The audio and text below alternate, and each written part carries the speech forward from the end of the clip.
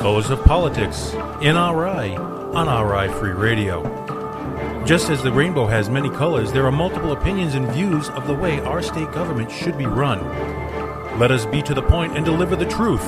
It is time to break down the colors of politics. Hello, and thank you for tuning in to another episode of Colors of Politics in RI on RI Free Radio.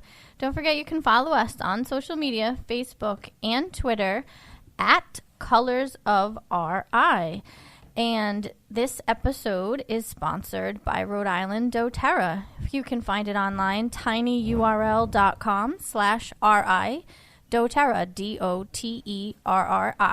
DOTERRI. Yeah, how was good that? I screwed the website up. Do you want to try it again? No, it's no big deal.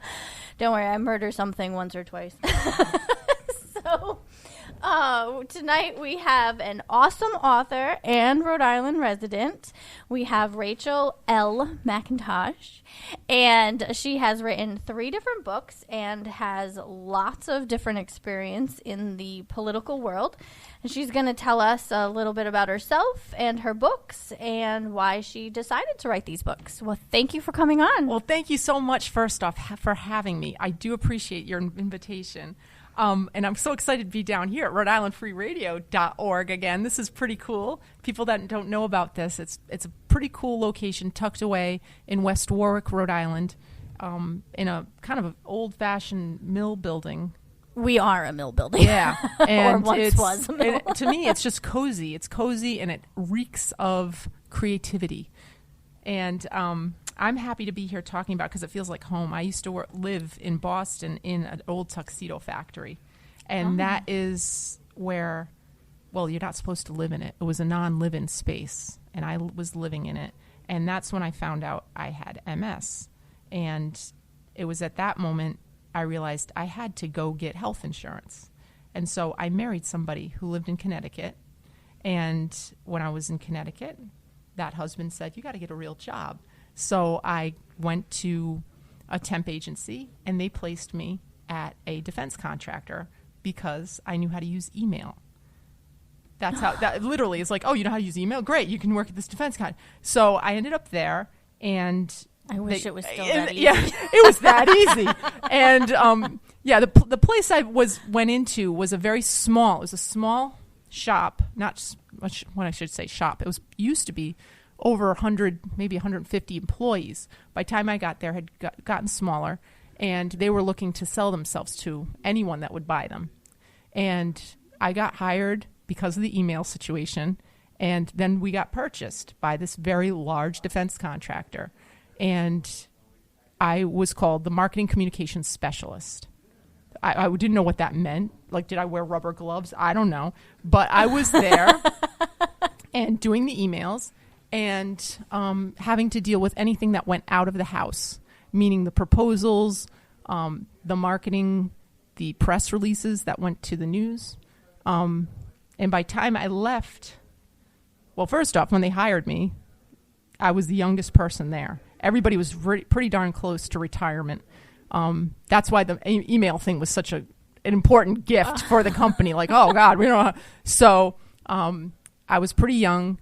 And I would basically do whatever was necessary because I didn't know. I was an artist. I was used to staying up very late at night to get projects done. So it was not a big deal. Right. And they loved that. They're like, wow, this chick's staying up all night to get all these proposals done. Wow, she's cool. So by the time I left that place, I was in charge of 5 divisions. I think there were 63 divisions by the time I left. And I was in charge of 5 divisions marketing going out of their house. I was there during 9/11, and I was during the Iraq War, and my books are based on, I fictionalized myself. I'm Rachel McIntosh, and Rachel L. McIntosh, and my character's name in the book is Jocelyn. Anything that comes through Jocelyn's perspective in my books is my perspective. And anybody that I mention in the first book, especially, their names are all the same initials of the real people in real life. And I wrote this book. I was inspired to do it because I was scared for my life. So this became like a life insurance policy, meaning that I was letting the people know that I worked for, that I knew what they were all about. And if anybody should find me dead in a ditch, they should look at my books and then go look at my LinkedIn profile, see where I used to work, and try to find people with the same initials as the people in my book. So that's what I was trying to do. But on top of it, I knew it was really important that I get some of these things out to the public about what happens inside a defense contractor and why I am now ardently against any sort of U.S. involvement in any place on this planet that isn't directly involved with defending us. Ourselves. Yes. The United Stop States. and putting ourselves into other countries. Yeah, stop inserting ourselves into other proxy wars and everything else. It's just a money-making machine. But the hook for that first book, which is called Little Yellow Stickies, the cover is red, and it's kind of a silhouette of this woman walking a tightrope past the World Trade Center. And the interesting thing with this book, not only is it an overview of what life was like inside of this defense contractor during 9/11, it also talks about the relationship with the congressman, who actually is exactly like the congressman that I dealt with. And he's very lecherous. He had been a 20-year congressman, and he knew everybody. If he knew everybody that owned the restaurants in D.C. He's like, over on K Street. Oh, my nephew owned them. Oh, my son's he knows everybody's stuff, and that's why he did so well in politics, right? Because he's just, I'll scratch your back, you'll scratch mine kind of thing. Yeah, not only that, but just the more people you know, period. The more people you know. And this was before Facebook and all the, the social media stuff. He was, that book, The Tipping Point, he was the connector. He was that personality, the connector that connects people. And it was a big deal. So that's the first book. The second book in my series, the series, by the way, is called Security Through Absurdity. And I called it that because, quite frankly, everything that everybody in the United States right now and has been doing, we're being dragged kind of emotionally, very emotionally, especially since this past election, through all sorts of things that are absolutely absurd just to get us tweaked to a point of wanting to spend more money on fear reaction, yeah, emotional fear total, reaction. Like, yeah, I'm neither here nor there, but on this, but building a wall, where the heck is that money going to come from? But people are like, yeah, we got to build a wall. Then we've got the F-35, this plane that we're going to build. Plane. And that is the most, it's the largest contract for any sort of weaponry ever on the planet, ever devised. And where are we going to get that? But we need it. So this, I needed, this is why I call this book, the whole series, Security Through Absurdity. So that first book, I don't know if you want to talk about the actual things about that right now, or let's move on to the second book. Yeah, you can just summarize. I'll just go into the second book. So the first one's Little Yellow Stickies. That's about 9/11 at a defense contractor and what this character witnesses while working for a defense contractor. Fairly major one. It's one of the big six. Then the next book is when that character decides she can no longer work at that place anymore. And she's pregnant. She's pregnant with twins. And the father of the twins happens to be a mercenary. I was, in real life, like I said, in charge of 5 divisions, marketing communications. And one of the divisions that I was dealing with their marketing communications, they were a mercenary division. It was at the point where, who thinks they're going to go to art school, get out of art school, and then you're going to be, I think I'll do marketing for mercenaries. Nobody thinks about that. But there you are. You're making great money. You're getting pairs of shoes you never thought you'd be able to afford, and you're driving around in Mercedes, and you're thinking it's cool. So this whole thing is a giant story arc that takes you from this girl that just got out of art school. Now she's been kind of indoctrinated with this defense contractor life. Now Bubbles Will Pop is the second book where she decides, I can't do this. I'm pregnant with these twins. And she decides to take all that money that she's made, most money she's ever had in her life, and she's going to invest in real estate. And that is right at the moment that the housing bubble starts collapsing. And she is now broke. She's bankrupt. She's got twins. And on top of it, the father of the twins is having all sorts of post-traumatic stress problems because it was in Iraq to storm the castle, the palace, and she has MS. And this is where she's coming to all sorts of waking up moments where realizations where she's just like, all right, what do I got to do? Her world is completely rocking. And in the story, one of the symptoms of her MS is that she's rocking back and forth from left to right to left to right. And that sort of symbolizes how in real life I was literally having the same sort of experience of feeling like I was rocking back and forth. And I ended up seeking different type of medical care than the traditional medical care. Well, not traditional, but the Western medicine type of traditional United States type of medical care for MS. So that book is really all about post-traumatic stress. It's all about health care. It's all about raising these twins. And then it's also about, and she realizes, well, I want to be part of the solution. I really feel like what I just went through is wrong. What this defense contractors have been doing is wrong. And I want to be involved. Well, how do I fix this? I have skills. So she decides to get involved with politics, which leads us into the third book, which is The Big Show, which I think is aptly named. I think everybody now can feel why that was called that. And that is based off my real life experience of being elected to be an alternate delegate for the state of Rhode Island for Ron Paul. And that book goes over what a scene that was. That all the way from the excitement of being involved in something that you thought was very hopeful. And I really do appreciate the Bernie Sanders people this last go around, because it was the same sort of excitement that they were feeling like, wow, this is what we do to change things. And they had this momentum going. And that's how it was for Ron Paul people.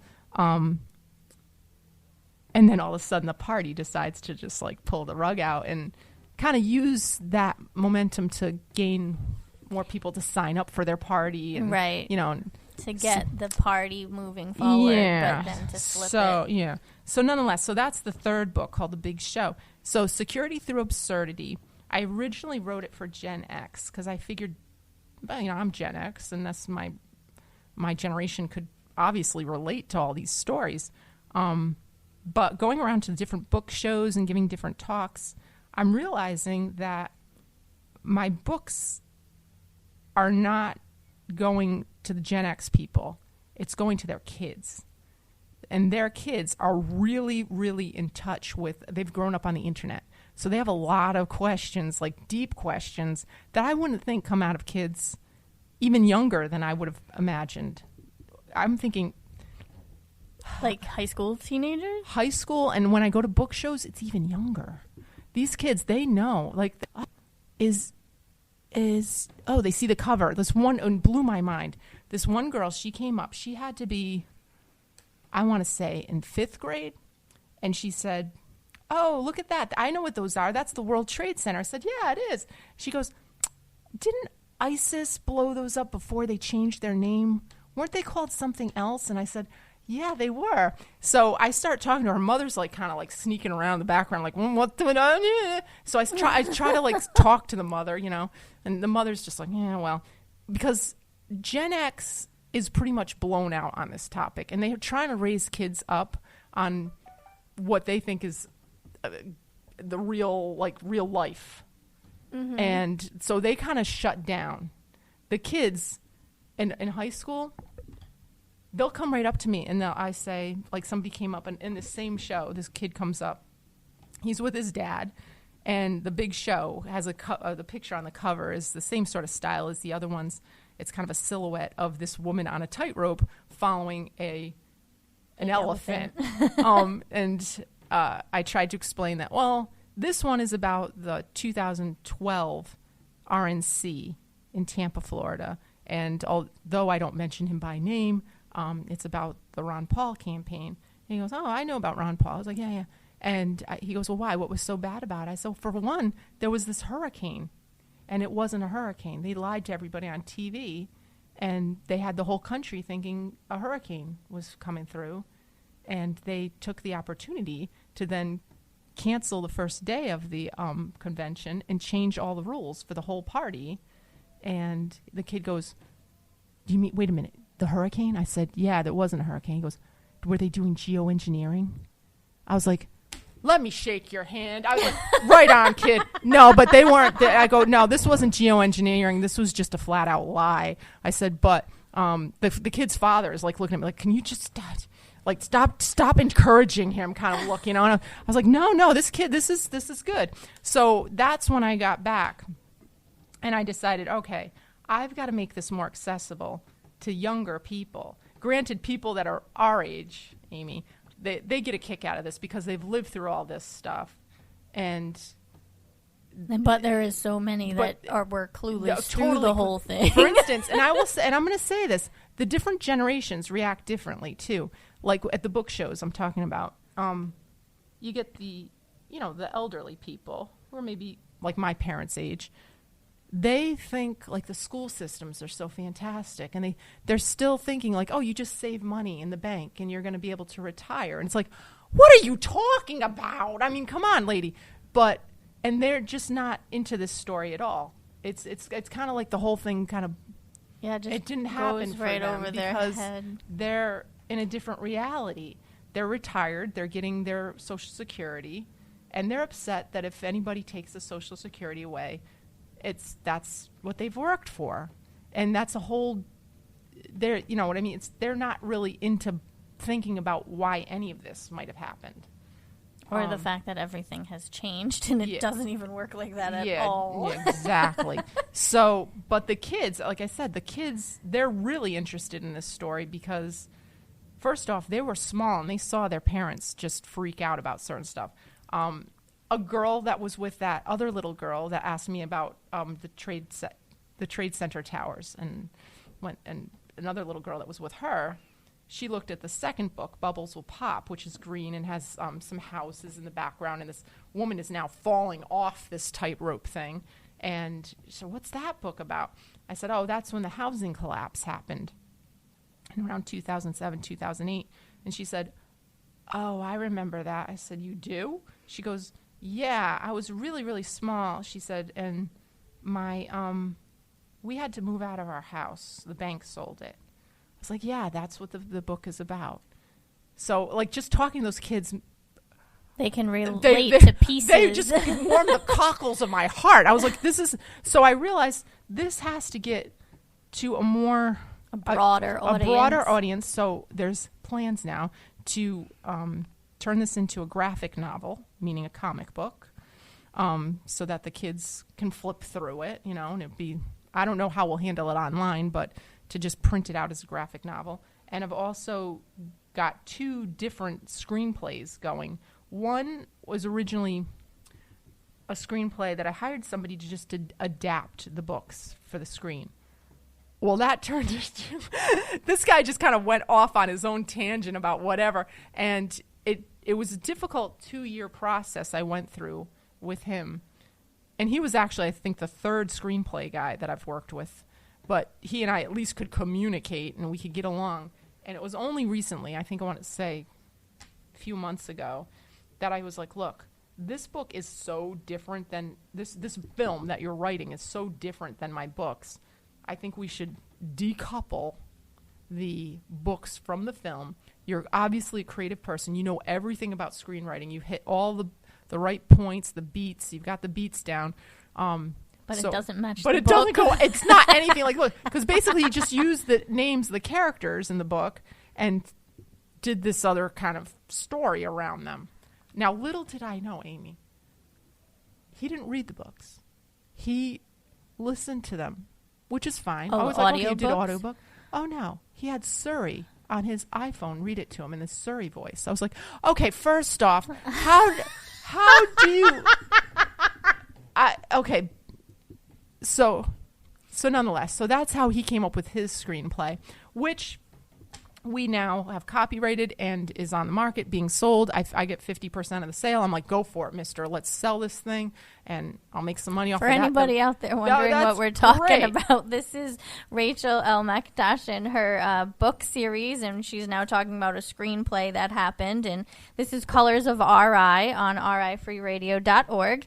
And thank you so much for tuning in. If you're just now listening, we're discussing the series and why Rachel got involved in all of this. That's right. And I'm so happy to be here. Should I just pick up where I left off? Yeah, just keep going. All right, so now we've got this screenplay floating around based on the Security Through Absurdity series. And I don't know what the technical verbiage is. Inspired by, I think that's what they say on the film. It's inspired by the Security Through Absurdity series. The next thing that I'm working on is with, now this is going to be excellent. This is more of a Netflix type series. I've seen your post. I know. It's going to be a Netflix type series. And it's a lot easier for me to deal with because the actual screenplay writer, she worked as George W. Bush's calendar keeper during 9/11. Oh, so she has her own personal perspective. Basically, it's going to be Jocelyn, based entirely on my books, Jocelyn's character and this other character, and the two of them are going to know each other, and 9/11 happens, and there's also another third element that we're adding is he is going to be the hook to this whole thing because his story is also true, but I don't even know if I should talk about it. I was going to say, you don't have to drop it if you don't No, want I don't to. know if I want to but the thing is, his story... Teaser, everybody. Yeah, We're so teasing. Yeah, no, this guy, he's a real person in real life, and here's the teaser on him. He, in real life, spent 1.5 years in solitary confinement, and at the end of it, somebody from the DOD just came down and sprung him out and saluted him and said, thank you for your service. And he's like, whoa. So we're including him into this whole thing, and he's agreed to help us with our screenplay because he thinks his story is important, too. Awesome. So without dropping details of it itself, is it like one of those Netflix, like, one season thing that's like 18 episodes? We're doing Netflix original? Well, I don't even know if it's Netflix is going to pick it up, but we're gearing our writing for a Netflix type of thing. But it will be, each season will be 8 episodes per season. Okay. So it'll be very short. But we want to get 3 seasons for 3 books. Okay. And then I get it. Collate to the last season. Because, of course, on Netflix, you sit down and, like, binge watch till, like, your eyeballs fall out so you'll see it. But by the end of it, our whole thing is that we want to inspire people to literally get up and do something. Like, do something. Yeah, definitely. Especially in Rhode Island, you guys, we have not that Democrats or Republicans or Libertarians or whatever you associate yourself with, here, there, or anywhere, but we have a monopoly of a Democrat leadership, which means that if any other point of view wants to try to do anything, they're basically hit a roadblock. Yeah. Well, this is like the problem with democracy, quote unquote democracy, is by design divisive. Right. Because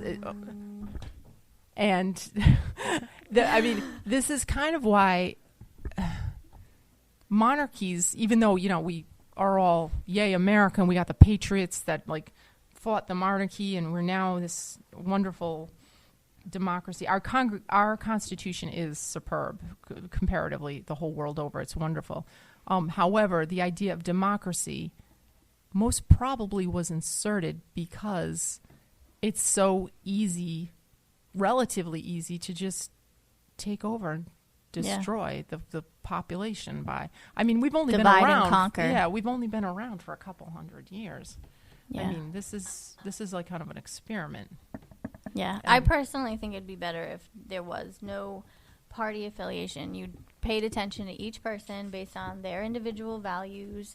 And I'm not saying that that makes everything ideal, but I think it would make it so that you don't just, oh, I like the Democratic Party, I like the Republican Party, I like this party, I like that party, and you just don't actually pay attention to what they're doing. You just stay party loyal.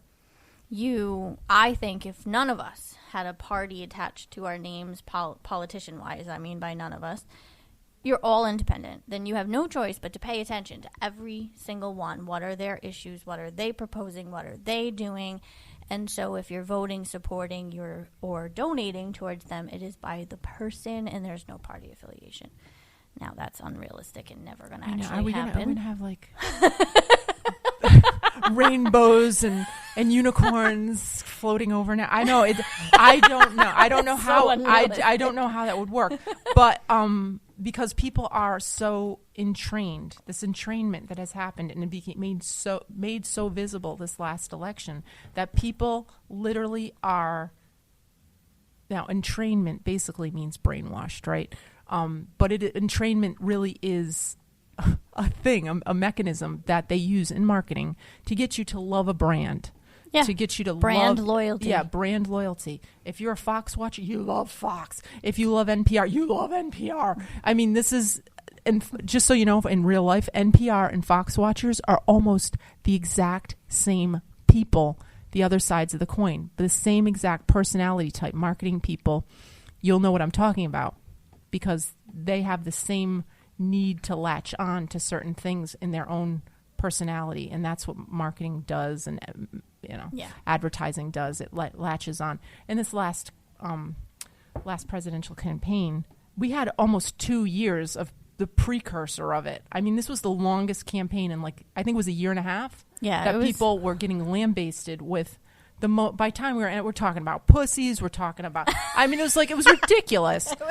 It was ridiculous. It was definitely one. I think it's one that will go down in the books for a very long time. Well, it was just retarded. I mean, sorry to say it in that word, but it was ridiculous. And it was a clown show.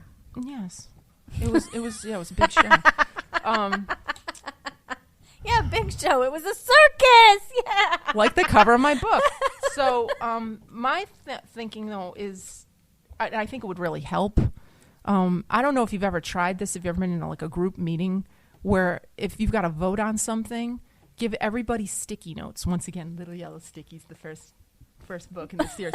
But give everybody sticky notes and put up the names of, let's say, the candidates on the wall, and give everybody 3 sticky notes and just have them go across the wall and stick the sticky note under somebody's name. They have 3 choices.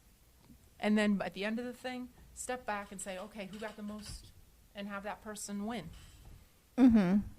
I'd do that sort of voting as opposed to trying to do marketing to get people to look at this mainstream sort of media marketing. Yeah, it's also just the amount of mainstream media marketing. Period. Yeah. Well, I don't have TV in my house. No, neither do I. I threw that out the minute I quit that job. I threw it out. But we do have Netflix, and it's so funny. I don't let my kids even watch a lot of that. But if they go to somebody else's house and the TV gets turned on, my daughter, 4-year-old daughter, is like, can we fast forward?